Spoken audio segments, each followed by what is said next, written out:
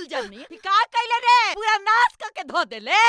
आ तहनी के दिखाई नहीं के देत पूजा के कुल सामान नाश कर देला मनहूस कहीं के आ तू रे इधर खड़ा होके देखा था इस भगैले का नहीं टाइम अरे हम तो कह ही रहे थे इसको कि तुम जाओ यहाँ से मगर ये जा ही नहीं रही थी मनहूस। अम्मा जी हम हाथ जोड़ता नहीं हमके छठ करे दी। छठ करबे ते और छठ करबे आए पार्सल कैले ना छठ तो गोदी में के बच्चा खा गईले के हमार बेटा खइबे बोल हमार बेटा खइबे भागे जैसे चल निकाल जैसे एकरा घसीट के निकाल तो जैसे पीठ उधेड़ दे चल जाई जैसे छठी मैया की जय।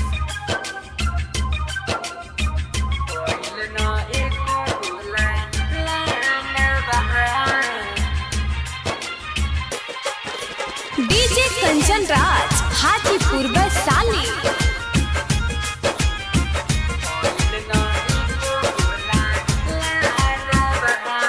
सुनी छठी माई बाजन के रतिया राउर हर साल करिले बरतिया राउर हर साल करिले बरतिया राउर हर साल करिले बरतिया। सुनी छठी माई बाजन के रतिया राउर हर साल करिले बरतिया दिहा तू बताई एगो बतिया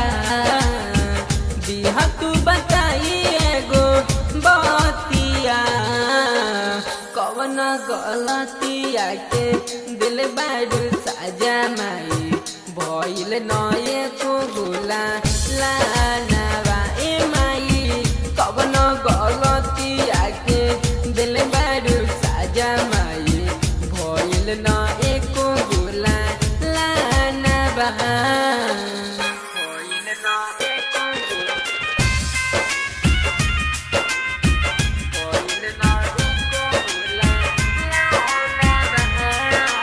डीजे कंचन राज हाजीपुर वैशाली।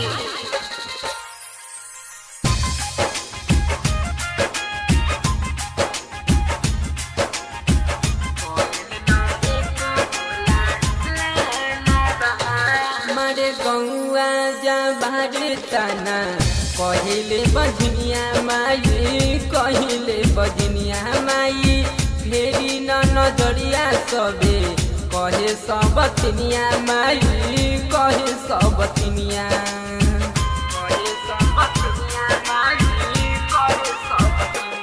मारे गौआ जा तना कहिले बजनिया माई कहिले बजनिया माई फेरी न नजरिया सबे कहे सबतनिया माई कहे सबतनिया फेर दिन बाझिनो पे हाथ फेर दिन बाझिनो पे हाथ कवन गलतिया के दिल बारू साजा माई भइल नाए को गुला लानवा ए माई कवन गलतिया के दिल बारू साजा माई भइल नाए को गुला लानवा भइल नाए को गुला भइल नाए को गुला लानवा। डीजे कंचन राज हाजीपुर वैशाली।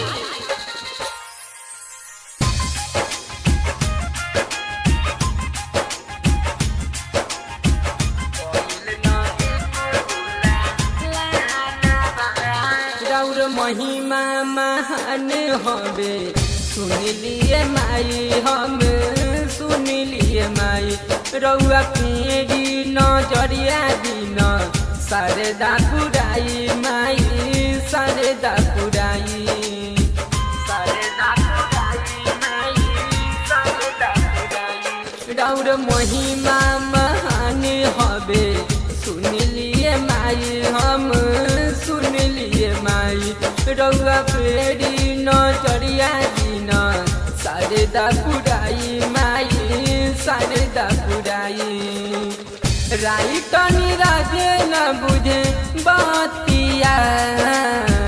देवरु देवेंद्र बुझे बतिया